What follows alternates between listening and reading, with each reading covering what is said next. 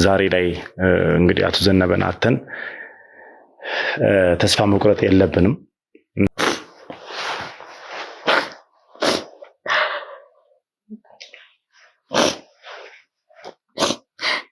እግዚአብሔር ያለው ነው እንግዲህ የሚሆነው። እግዚአብሔር ያለው ይሁን። በጣም መልካም ሰው ነበር።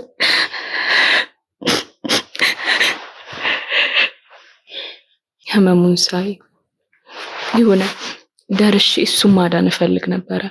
እንግዲህ እኛ ካሰብነው እግዚአብሔር ያሰበው በለጠና ልጆቹንም ሜዳ ላይ በትነው ያው ሁላችንንም ጥሩ ሄዷል።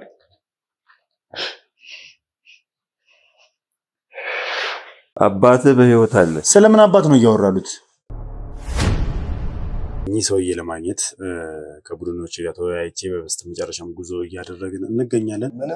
ምንም ጉዳት አይደርስም። አንተ ይኸውልህ እኔ ጉዳት ደረሰ አልደረሰ አይደለም፣ ምንም አይነት ወከባ እኛን ለመጣል የሆነ አታክ ለማድረግ እንዳይሞክ፣ ያውም የልጅነት ስሜን ያውም የተወለድኩበት ከተማን እንዴት ነው እናቴንም ጭምር ሊያውቁ የቻሉት? እንዴት ነው? ያንን ጊዜ መለስ ብዬ ማየትም ይከብደኛል። የቁም ቁም ቁም የሚል ድምፅ ከሁለትና ሶስት በላይ የሆነ ድምፅ የሰማነውና ሁለታችንም ወደኋላ የዞርነው እንደዛ በደም ርሶ ስለ ገንዘቡ መጠየቅ አግባብ መስሎም ስላልታየኝ ታስጨንቀኝ። ልጆቹንም አስወጣልኝ። አይወጡም፣ ማንም እንዲወጣ አልፈልግም። እኔ እዚህ አሁን ጣረሞት መጥቶ እንኳን ቢወስደኝ ምንም ማልጸጸትበት ትልቅ ነገር ነው ያየሁት እኮ። እናቴ ምን ብዬ ነው የምጠይቃት? አባቴ ማን ነው? አባቴ በህይወት እንዳለ በደንብ ጠንቅቃ ታውቃለች የሚል ድምፅ ሰምቻለሁ። ምናልባት ደክሞት ይሆናል እንጂ ወይ ተመት ይሆናል ብዬ አልጠበቅኩም ነበር። ዳምስኪ ጠይቃትና በቃ ሚልን ጋሽ ሚልን ምንድነው እናቴ የምጠይቃት? ያው ታውቃለህ የስንት ውጣ ውረድ እንደወረድን እሱን ለማለት ትክክል ነው ልጄ።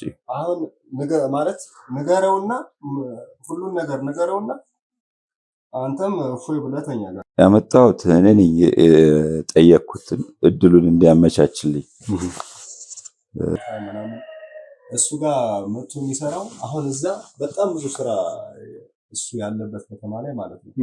በጣም ብዙ ስራ ያለበት አባቴ ከደወለለት ትንሽ ስራ ምቱን ጥሎ ነው የሚመጣው ማለት ነው። እናቴ በህይወት እንዳለ ታውቃለች አባቴ? አሁን እዛ በልጅነት ስሜ ነበር ሲጠሩኝ ነበር።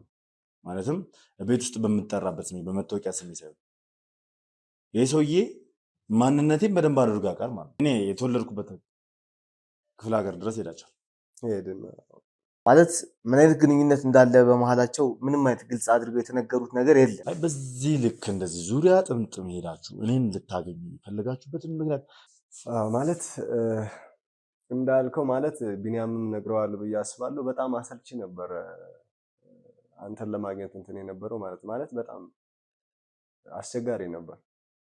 ግን ደግሞ በጣም እንደዚህ ዲፕ ተጨናንቀው ላፊ ነገር ውስጥ ገብተው እኔን አፈላልጎ ማግኘት በዙሪያ ጥምጥም ሄዶ በብሩክ በኩል የማገኘውን ነገር እሷን እንዳይጎዱብኝ ብዬ የሆነ ወደ እንትን ማለት ቢላ ምናምን አለ እና እሱን ሊሲድ ሮጦ ያዘኝ ማለት ነው። ምንድነው ከኔ ጋር ያላቸው? ምንድነው የሚፈልጉት? ማን ናቸውስ? በጣም አስጨነቀን። ጉዳያቸው እለት በእለት ባደረ ቁጥር ነገሮች በጣም እየከፉብን መጡ፣ እየጠነከሩብን ሆኑ።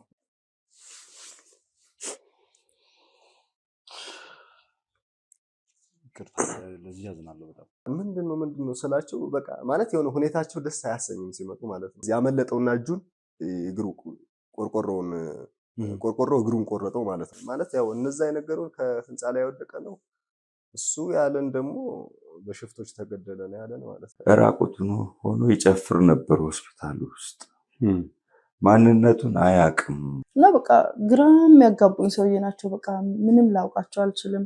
አይናገሩም፣ ቅጅልኝ ይላሉ። ከዛሽ ቃል ውጭ ምንም አይናገሩም። እነሱ ፍላጎት ባይኖራቸውም በራሴ ፍላጎት ነው ስራውን የጀመርኩት። ከሰራው በኋላ ግን በቃ ደስተኞች ናቸው። የኔን ህይወት አደጋ ላይ ሊጥሉ የሚችሉ ሰዎች በዙሪያዬ ነበሩ። ያ ከምን ተነሳ ብትለኝ ሰላም እንዴት ነሽ? እንዴት ነሽ?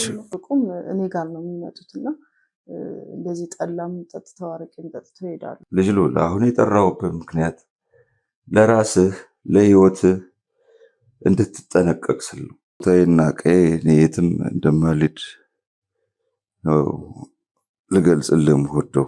ምክንያቱም ከዚህ በኋላ ብዙ እድሜ ያለኝ አይመስለኝም። ስለ አቶ ወርቁ ብዙ የምታውቅ ሴት ልጅ አለች። እሷን በስልክ ደግሞ ያስጠርቻ አምጥቻለሁ። በመዲናችን አዲስ አበባ ተሰምቶ የማይታወቅ ለየት ያለ ሱቅ አማራጭ በመርካቶ መሃል ተክለ ሃይማኖት በመንግስት 30% ድርሻ እየተገነቡ ያሉና ከ3 ወር እስከ 1 ዓመት የሚረከቡት የንግድ ሱቆችን ከ1.8 ሚሊዮን ብር አጠቃላይ ክፍያ ጀምሮ እንዲሁም ከ440 ሺህ ብር ቅድመ ክፍያ ጀምሮ ቀሪውን በ1 ዓመት ያለምንም ወለድ ከፍለው የሚያጠናቅቁበት የንግድ ሱቆችን ይዘንሎት መተናል። ልብ ይበሉ፣ የምንሸጥላችሁ ሱቅ የጋራ መገልገያ ያልተካተተበት ወይም ኔት ኤሪያ ብቻ መሆኑ ልዩ ያደርገዋል። ሱቆቻችን በአራቱም ዙሪያ የተሟላ እይታ ያላቸውና በውስጣቸውም የመኪና ማቆሚያ፣ የሰውና የካሜራ ጥበቃ፣ የልጆች ማጫወቻ፣ ዕቃ ማመላለሻ ሊፍቶች እና ሌሎችም የተሟሉ ናቸው። ይህንን እድልና ተጨማሪ መረጃ ለማግኘት ከስር በምናስቀምጥላችሁ ስልክ ይደውሉ፣ ያስተውሉ። ይህ እድል ለ15 ሱቆች ብቻ ነው። ፈጥነው ይደውሉ፣ ተጠቃሚ ሁኑ። ሰላም የተወደዳችሁና የተከበራችሁ ውድ ቤተሰቦች እንደምን አላችሁ? እንደምን ቆያችሁ? እንደምን ከረማችሁልኝ? በያላችሁበት ሰላም እግዚአብሔር እንግዲህ ከሁላችሁም ጋር ይሁን እያልኩ ዛሬ እንግዲህ ውድ ቤተሰቦች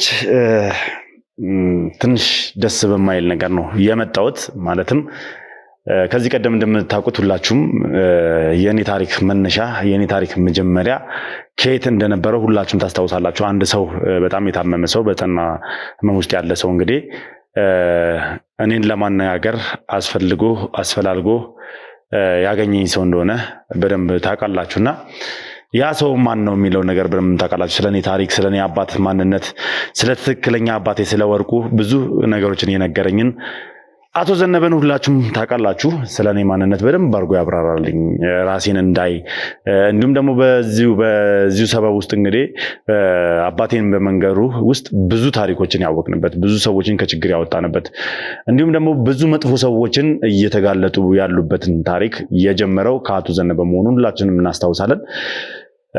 እንግዲህ ዛሬ በጣም በሚያሳዝን ሁኔታ በሐዘን ነው የመጣ ነው። የተፈጠረው ምንድነው የሚለውን ያው በደንብ በሰፊው የምናወራ ይሆናል። አሁን የምገኘው እንግዲህ ከአቶ ዘነበ ባለቤት ከወይዘሮ ፀሐይ ጋር እገኛለሁ። ውድ ቤተሰቦች የትም ቦታ ሳትሄዱ እስከ ፕሮግራም የፍጻሜ ድረስ አብራችሁን ቆይታችሁ እንድትከታተሉኝ እፈልጋለሁ።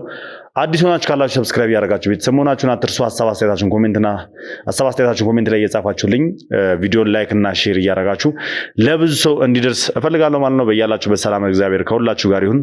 መልካም ቆይታ። በመጀመሪያ እግዚአብሔር ያጽናችሁ ማለት ፈልጋለሁ። እናመሰግናለን። አንተም ተሽሎክ ስላየን ደስ ብሎናል። አልነበርክም መሰለኝ ታመመንም ሰምተን ነበር። እግዚአብሔር ተመሰገነ ይሁን። በእግዚአብሔር ቸርነት እንግዲህ አሁን ደህና ሆኛለሁ።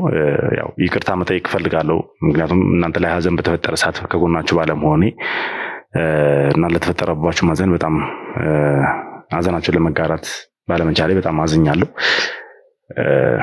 ያው እንግዲህ እግዚአብሔር የወደደው ነው የሚሆነውና ምንም ማድረግ አይቻልም። እስኪ ስለተፈጠረው ነገር የዛን ጊዜ ስለሆነው ነገር እኔ በቦታው ስላልነበርኩ ብታጫውችኝ ምን ነበር የተፈጠረው? ያው ችግር የለውም። አንተም ታመህ ስለነበር ምንም ማድረግ አይቻልም። ያው እንደምታውቀው ዘነበ በጣም ታሞ ነበር። አይሲዩም ክፍል ነበረ። ተስፋ ነበረው ብለን ነበር ትንሽ ጊዜ። ግን ያው እኛ ያሰብነው ሳይሆን እግዚአብሔር የፈቀደውን የሆነው ተደውሎ ነው የተነገረን። ያው እዛው ብዙ መግባት ስለማይቻል ወደ ቤት እየተመላለስን ነበር። ማረፉንም ዶክተሮቹ ነገሩና ሄድን። ያው ቤት ነበርን መጀመሪያ አይተነው መተን ነበር። አሁን 1-2 ሳምንት ሆኖታል ካረፈ። ያው እንደምታውቀው ጥሩ ሰው ነበር በጣም ለኔም ለልጆቼም ከዛም አልፎ ተርፎ ለሀገሩ ሰዎች በአጠቃላይ እሱ ለማያውቀውም ሰው ሁሉ ጥሩ ሰው ነበር። በጣም የዋህ ነበር፣ ታታሪ ሰራተኛ ነበር። ዛሬ ለዚህ ሁሉ የበቃው እንግዲህ ለራሱ ጊዜ ባለመስጠት በጊዜ ታክሞ ቢያንስ መዳን እንኳን ባይችል እድሜውን ማራዘም ይችል ነበር።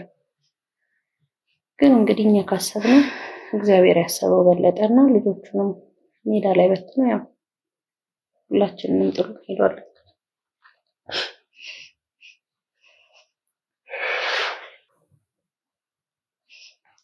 ያው አይዟችሁ ማለት ፈልጋለሁ። ማለት እግዚአብሔር መጽናናትን ይስጣቸው እንበረቱ ፈልጋለሁ። ያው እግዚአብሔር የወደደው ነው የሚሆነው። ሁላችንም ማንቀርበት ዘላለማዊ ቤታችን እንግዲህ ወደሱ መሄድ ነውና አቶ ዘነበም እንግዲህ በህይወት ዘመን እያለ ለልጆቹም ለቤተሰቡም የተሻለ ነገር ለማድረግ ሲጠር ነበረ። እንዲሁም ደግሞ እኔም የራሴን ማንነት እንዳይ ምንነቴን እንዳቅ መንገድ የሆነኝ ትልቅ ሰው ነው እና ያው እግዚአብሔር ወደው እግዚአብሔር ፈቅዶ እንግዲህ ወስዶታል። ስለዚህ እናንተ ሀዘን ማብዛት አይጠበቅባችሁም። ሀዘን ከማብዛት ይልቅ ያው እንግዲህ ክርስቲያን እንደመሆናችሁ መጠን ያው መደረግ ያለበትን ታውቃላችሁ። በስሙ ነፍስ ይማር እያስባላችሁ እንግዲህ ነዳያንን እንትን ማለት ነውና ስሙን ፍታት ማስደረግ ነው ለሱ የሚጠበቅባችሁ። ብዙም ሀዘን ባታበዙ ባይነኝ። ያው አውቃለሁ ስሜቱ ከባድ ነው። ቢሆንም ግን እንድጠነክሩ ፈልጋለሁ። ያው ልክ ነህ። ያው ልጆቹም ደርሰውለት ነበር። በመኖሪያው በመብያው ሰዓት ነው ይሄ ነገር የተፈጠረው። ቢሆንም ምንም ነገር ሳይስተካከል ሄዶ ቢሆን ኖሮ ደግሞ የበለጠ ይቆጨን ነበር። እግዚአብሔር ይመስገን ብዙ ነገሮች ተጋልጠው የሚጎዱትም ሰዎች ታውቀው እንደው የሚገርምህ ነገር ከሞተ በኋላ ራሱ በጣም ብዙ ሰዎች እንደሚረዳ ሁሉ ነው የሰማነው። በጣም ለቅሶ ላይ ቀብሩ ላይ በጣም ማናቃቸው ብዙ ሰዎች ነው የነበሩት። አረጋውያን እንደሚረዳ እኛ ሳናቅ ብዙ ለሰው ደራሽ ነበረና ያንን ስታስበው ደግሞ ትንሽ ቢቆይ ብለህ ታስብ ነበረ። የበለጠ ያው ብዙ ፍሬውን ቢበላ ብዙ የተስተካከሉ ነገሮች ነበሩ። አሁን እግዚአብሔር ይመስገን እድሜ ለእናንተ። አሁን ኑሯችንም ተስተካክሎ የተስተካከለ ቤት ላይ ያለነው። ከታመመ ጊዜ ጀምሮ ከጎናችን አልተለያችሁንም። እኔም ለቅሶ እንኳን ትቼ የመጣሁት እዚህ አንዳንድ ማስተካከለው ነገር ነበር። እሱን ለመጨረስ ነው የመጣሁት እና ቢያንስ እነዛ ነገሮች ተስተካክለውለት እንደው ትንሽ ቢቆይ ብለህ እንደ ሰው ትመኛለህ። ግን አሁንም እንግዲህ ከእግዚአብሔር ጋር መታገል አይቻልም። እውነት ነው። እስከ እግዚአብሔር ጋር መታገል አይቻልም። ያው እንግዲህ ተመልካችም አያውቃትም። አጠገባችን የመጀመሪያ ልጃችሁ ሴት ልጃችሁ አለችና እሷንም እናስተዋውቃትና እስኪ ከአባትሽ ጋር ስለነበረሽ ነገር ማለት አባትሽ ላንቺ ምን አይነት አባት እንደነበረ በተወሰነ መልኩ እንድንገኝ ፈልጋለሁ። ስምሽን መጀመሪያ።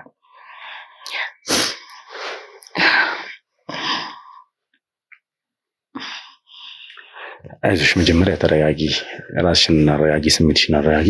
አውቃለሁ፣ ይገባኛል። ያው በእርግጥ ተመልካች ይህን ነገር ማድረግ አልነበረብኝም። አባቷ ካለፈ 2 ሳምንት አካባቢ ሆኖታል። ክፍለ ሀገር ሄደው ቀብረውም ብለው መጨረስ ያለባቸው ጉዳይ ነው ስላለ ነው ወደዚህ ተመልሰው የመጡትና እንዴት ብዬ እንደምነግራቸው አላውቅም። ማለት ይህን ቪዲዮ አንደኛ ተመልካቾችም እንድታውቁት ፈልጋለሁ፣ ስለ አቶ ዘነበ የመጨረሻ ሁኔታ እንድታውቁት ፈልጋለሁ። ሁለተኛ ደግሞ በሰዓቱ የተፈጠሩትን ነገሮችም እኔም ማወቅ ስላለብኝ እኔም ብቻ ሳይሆን ተመልካችም በደንብ ማወቅ ስላለበት ነው ይህንን ቪዲዮ እየቀረጽኩ ያለሁት። የእነሱን ስሜት ሊጎዳው እንደሚችል አውቃለሁ፣ ግን ደግሞ ምንም ማድረግ አይቻልም። አንዳንድ ጊዜ ጠንካራ ማለት ደግሞ ተገቢ ነው አይደለ? ስለዚህ እባክሽን ጠንካራ በይና አንቺ ደግሞ ጎበዝ ጠንካራ ሴት ልጅ ነሽ። ስለዚህ እስኪ እናወራ አይሻልም?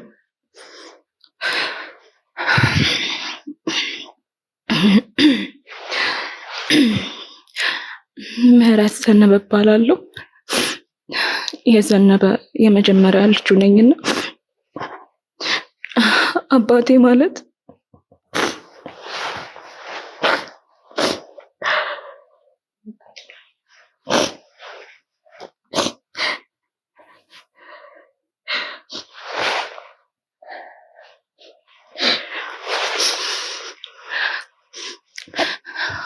አባቴ ማለት በጣም መልካም ሰው ነበረ። በጣም ለኛ ለልጆቹ ነው የኖረው። ለራሱ ህመም እንኳን አላሰበም። ለኛ ነው ሲኖርልን የነበረው። ታክሞልን ቢሆን ቢያንስ ትንሽ እንኳን እድሜውን ያራዝምልን ነበር። አባታችን በጣም መልካም ሰው ነበር። ከምነግርህ በላይ በጣም መልካም ሰው ነበር።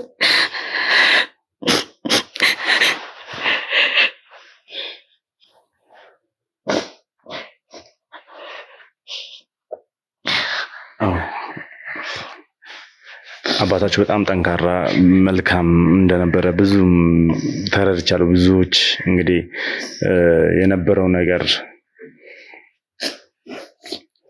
ከመጣው በኋላ ስሰማ ነበርና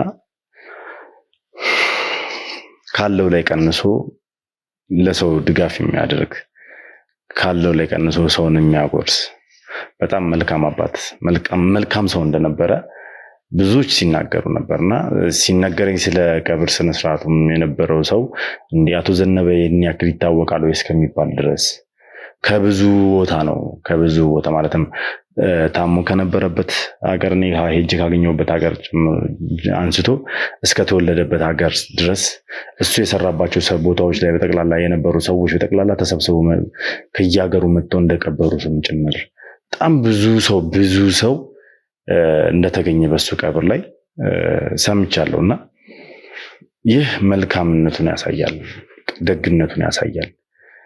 እንደዚህ አይነት ሰው ደግሞ ወደ እግዚአብሔር ዘንድ ሲሄድ ያው እግዚአብሔር የሚቀበልበት መንገድ አለ ማለት ሁሉ ጊዜም በምድር ላይ ሳደን መልካም መስራታችን በኋላ ለሰማይ ቤታችን ነው የሚጠቅመን። የሰማይ ቤት ስንቅ ነውና መልካምነት። ስለዚህ እንግዲህ አቶ ዘነበ አንዳንዴም አረፈ ብንለው የተሻለ ነው። ምክንያቱም ከ2 ዓመት በላይ እንግዲህ ታሞ ተኝቶ ነበረ፣ እንደዛ ሲሰቃይ ነበረ። ከመገላገል በራሱ አንድ ትልቅ ነገር ነው። በእርግጥ ለእናንተ ይጎዳል፣ ትክክል ነው። ግን ደግሞ አንዳንድ ጊዜም እንደዚህ አይነት እረፍት ለሱ ያስፈልጋል። ሰውንንና እንደዚህ አይነት እረፍቶች ግዴታ ያስፈልጉናል። ስለዚህ እባካችሁ ጠንካራ እንድትሆኑ ፈልጋለሁና እስኪ ከአንቺ ጋር የነበረው ግንኙነት የአባትነት ስሜቱ ምን ይመስል ነበር? ምን አይነት አባት ነበር? እስኪ ለሰዎች ውጪ ከሚያደርገው ነገር ውጪ ከልጆቹ ጋርና ከሚስቱ ጋር የነበረው ለቤቱ የነበረው ስሜት ምን ይመስል ነበር? አባቴ የሚረዳ ሰው ታውቃለህ? በጣም ይረዳኝ ነበረ። በሁሉ ነገር ከጎኔ ነው፣ ይደግፈኛል። እንደሱ አይነት አባት ራሱ ያለ አይመስለኝም እውነት። በቃ አሁን ደግሞ ከኛ አንፃር ስለ ውጭ መልካምነቱም ስሰማ በጣም ነው የኮራሁበት። በጣም እና አባቴ ለልጆቹ ሟች ነው፣ ለእናቴም እንደዛው። ለራሱ አይደለም ለኛ ነው ይኖራልን፣ ለኛ ነው ነፍሱን የሰጠን። እና አባቴ በጣም ልዩ አባት ነበር፣ ለልጆች የኖረ አባት ነው።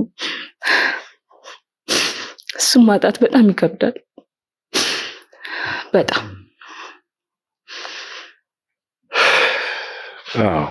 ጋሽ ዘነበ እንግዲህ በጣም ብዙ ተሰቃይቷል። በህመሙ ውስጡን በጣም ጎድቶታል። በዛ ላይ እዛ ክፍለ ሀገር ሆናችሁ በነበረው ነገር ለሕክምናም ብዙ ነገር ወጪ ወጥቷል። ለሕክምና ብዙ ወጪ ወጥቷል። ብዙ ንብረት አጥታችኋል። ብዙ ነገር አድርጋችኋል።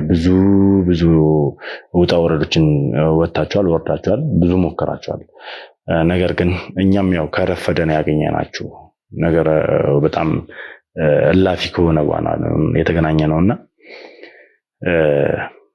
እኛም በጊዜ ደርሰን ታክሞ ደህና ሆኖ ብናየው ደስ ይለን ነበረ።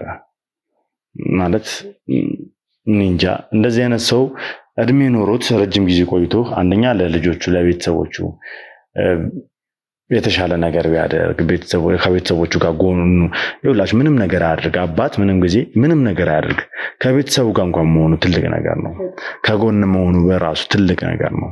አብሮ መኖር በራሱ ትልቅ ነገር ነውና እኔ እንግዲህ ይህ ስሜት ይገባኛል። ምክንያቱም እኔም አባቴ ብዬ የምጠራው ማለትም ያሳደገኝ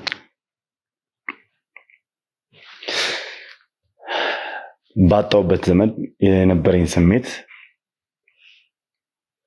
ምን እንደነበር በደንብ አውቀዋለሁ። ማለትም እንግዲህ ታናናሾች 3 አሉኝ፣ እኔም 2 ወንድሞች አሉኝ። እኔም ያው ያን ያክል እንትን አይደለሁም፣ ትልቅ አይደለሁም፣ ግን በቃ ከስር ነበረ። እኔም እሱም ባጣውበት ሰዓት ስሜቱን በደንብ አውቀዋለሁ ምን አይነት ስሜት እንደሆነ። ነገር ግን ከዛ በኋላ ምንድነው ትልቅ መሆን ነው እቅድ የነበረኝ። ትልቅ መሆን ማለት የሱን ቦታ የመሸፈን ኃላፊነት ነበር ያዝኩት።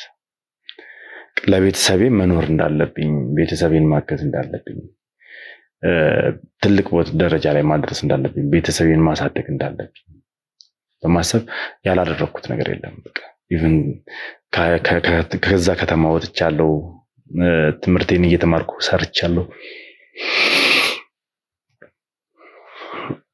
በቃ ማለት ከአቅሜ በላይ የሆነ ነገርን ለመሞከር ነበር ስትሪ ነበረው።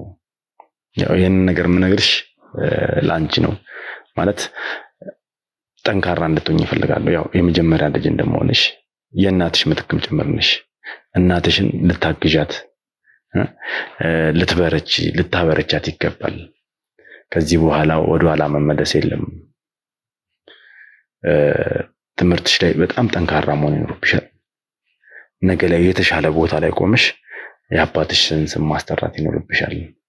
እስኪ ማለት ምን እንድትሆኝላት ይፈልግ ነበር? እስኪ አቶ ዘነበ ዶክተር። ያንቺስ ፍላጎት ምን ነበር? እኔም ዶክተር መሆኑን መኝ ነበር። ማለት ህመሙን ሳይ የሆነ ደርሼ እሱን ማዳን እፈልግ ነበረ። ስለ ህክምናም ይሄን ያህልም ብዙም ስላልሆነ ሄዶልን ቢሆን እንደነገርኩ ትንሽ እንኳን እድሜውን ያራዝም ነበርና ቢያንስ የሆነ ህክምና ሆኜ ዶክተር ሆኜ ምናምን እሱን ማከም ብችል ባድነው አባቴን ከጎኔ ባረገው ብዬ በጣም እመኝ ነበረ እና ዶክተር መሆን እንደሆነለት በጣም ይፈልግ ነበር። እኔም እሱን ለማዳን ዶክተር መሆን እፈልግ ነበር። መልካም። ስለዚህ አሁንም ቢሆን እድሉ አለሽ። ማለትም ልክ እንደ አባትሽ እንደ አቶ ዘነበ አይነት ብዙዎች ህክምና ማግኘት አቅቷቸው በተለይ ደግሞ በኢኮኖሚ ሊሆን ይችላል፣ በቦታ ርቀት አንጻር ሊሆን ይችላል። አሁን እንግዲህ እናንተ ክፍለ ሀገር ነበራችሁ። ያኔ አቶ ዘነበን ለማግኘት በመጣው ሰዓት ክፍለ ሀገር ነበራችሁ። ልክ እንደሱ እንደነዚህ አይነት ቦታዎች ላይ የተቀመጡ አልጋ ቁራኛ ሆኖ የቀሩ ሰዎች ይኖራሉና እነዚህን ነገሮች አሁንም ቢሆን እድሉ አለሽ። ይሄን ነገር በመስራት እነዚህን ነገሮች በማድረግ እንደነዚህ አይነት ሰዎች በመድረስ የአባትሽ ስም ማስጠራት ትችላለሽ። አዎ ልክ ነህ። ስለዚህ መጠንከር ይኖርብሻል ያስባላል። ጠነክራለሁ አባቴን ደስ ለማሰኘት እንደሆነ የምፈልግለትን እሆንለታለሁ። ለእናቴም እንደ መጀመሪያ ልጅ እኔ ነኝ ያለዋትና ግዴታ መጠንከር አለብኝ። እግዚአብሔር ያለው ነው እንግዲህ የሚሆነው። እግዚአብሔር ያለው ይሁን። ሁሉም ነገር እግዚአብሔር የፈቀደው እግዚአብሔር ያለው ነው የሚሆነው። ትክክል ነሽ። እስኪ ማለት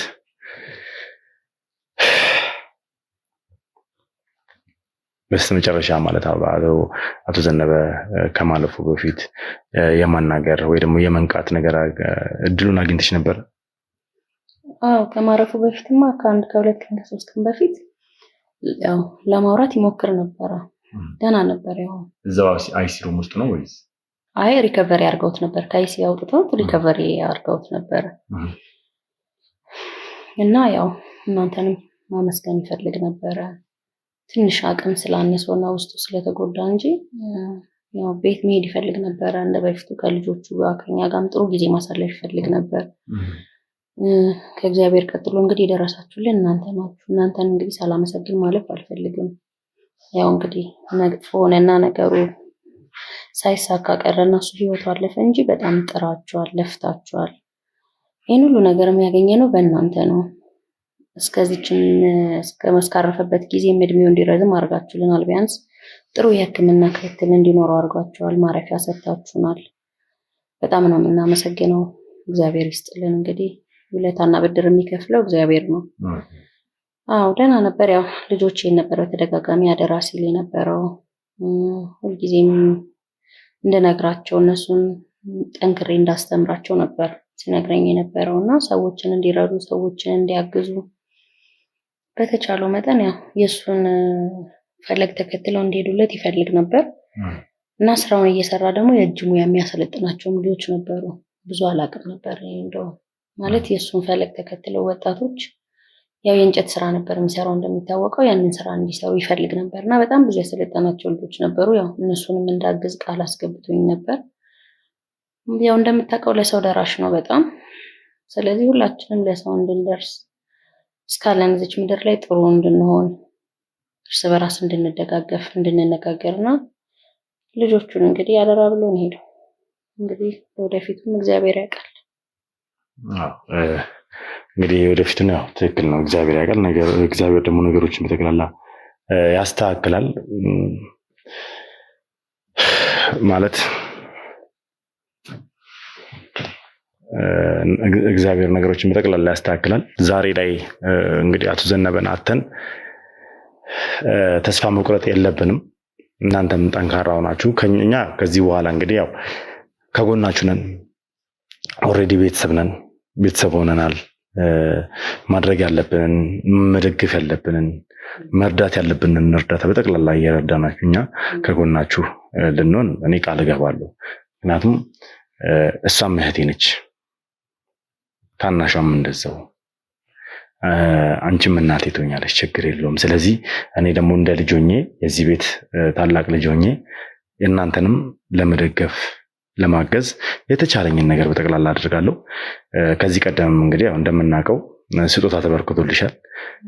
ያንን ነገርም ደግሞ ማን ምን እንደሚያደርግ በደንብ አውርተንበታል አይደል?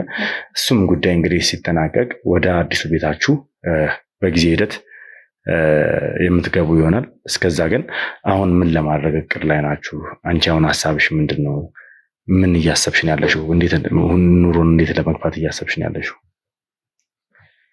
እኔ እንግዲህ ያው ሀብቶቻችንን ጨርሰናል። እሱን በማሳከም ነገሮቻችንን ጨርሰን እናንተ ናችሁ የደረሳችሁልን። ዋናው ነገር ጎዳና መውደቅ መስሎኝ ነበር። እግዚአብሔር ይስጣችሁ። ባለቀ ደቂቃ ቤትን ያህል ነገር አግኝተናል።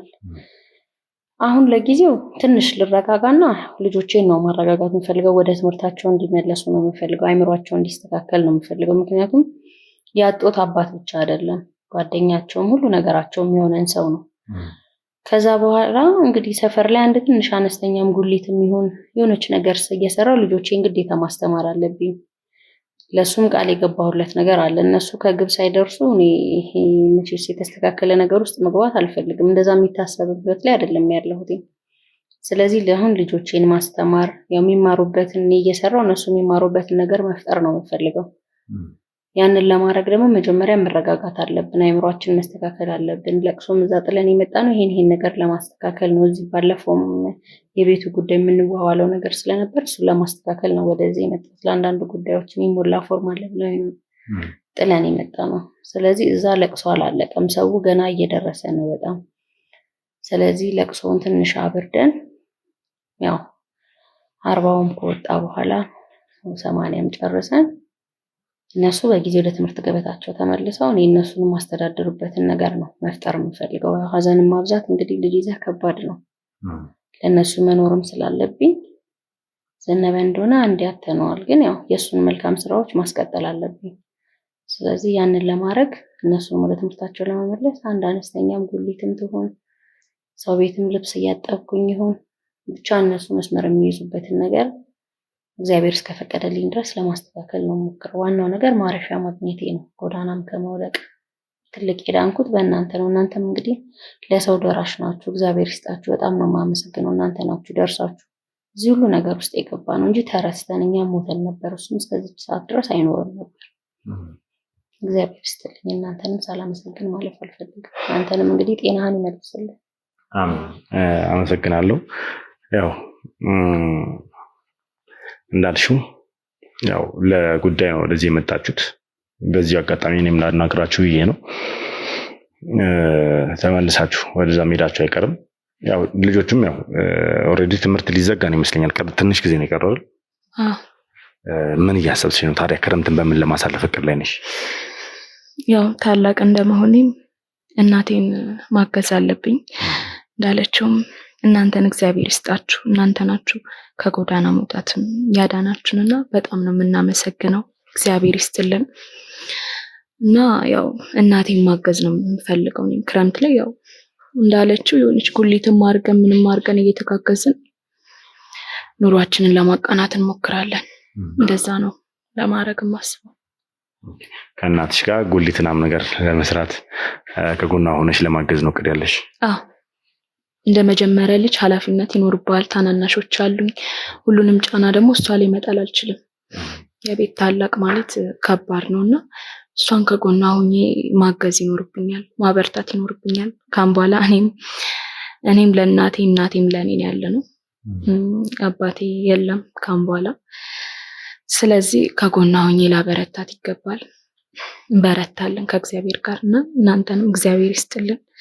እግዚአብሔር ያክብርልን። በጣም ነው የምናመሰግነው።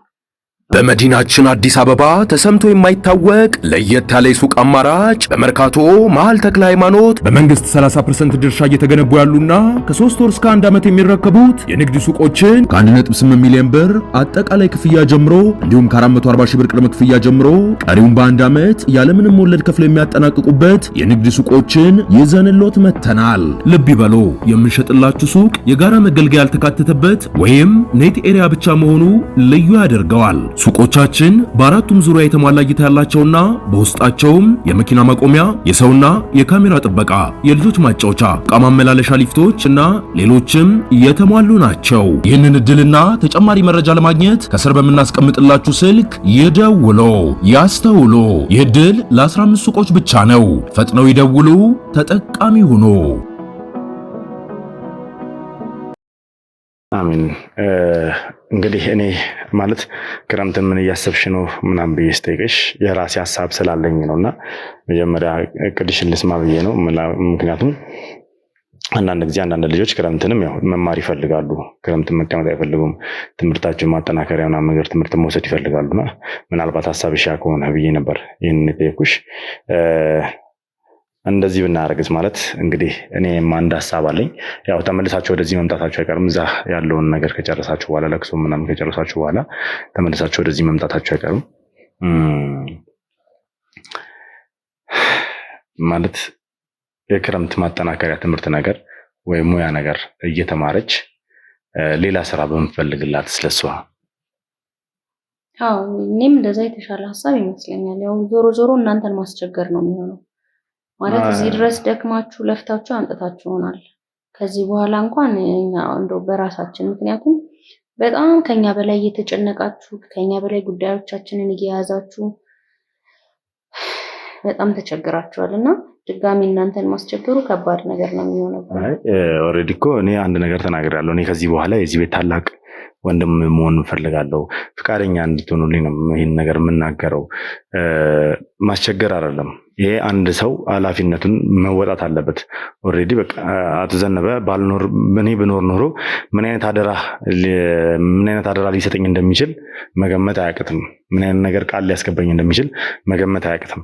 ስለዚህ እሱ የኔን ማንነት ሰጥቶኛል። እኔነቴን እንዳቅ፣ ከየት እንደመጣው ምንነቴን እንዳቅ ያደረገኝ ሰው ነው። ስለዚህ የእሱ ልጆች ደግሞ እንደ ቀልድ ችላ ብዬ ማለፍ አልፈልግም። ስለዚህ ማድረግ ካለብኝ የተቻልኩትን እኔም እኮ ካለኝ ነገር ላይ ነው። እሱ ካለው ነገር ላይ ቀንሶ ለሰው ይሰጣል ነበር፣ ሰው ይደግፍ፣ ሰው ይረዳል ነበር። እኔም ካለኝ ነገር ላይ ለእሱ ልጆች ባደርግ ምን ችግር አለው? ስለዚህ እሷን የሙያ ትምህርት እየተማረች ጎን ለጎን ደግሞ የሆነ ስራ የምትሰሪበትን እድል እንፈጥራለን። ምክንያቱም መሆን ካለበት እንደዛ ነው፣ ለወደፊትሽ የሚሆን። ከዛ ክረምት በጋ ላይ ደግሞ ትምህርት ሲከፈት ወደ ትምህርትሽ ትመለሻለሽ፣ ትምህርትሽን ጠንክረሽ ትማሪያለሽ። ለሚያስፈልጉት ነገሮች ምናምን ነገር እኛ ከበር እናደርጋለን።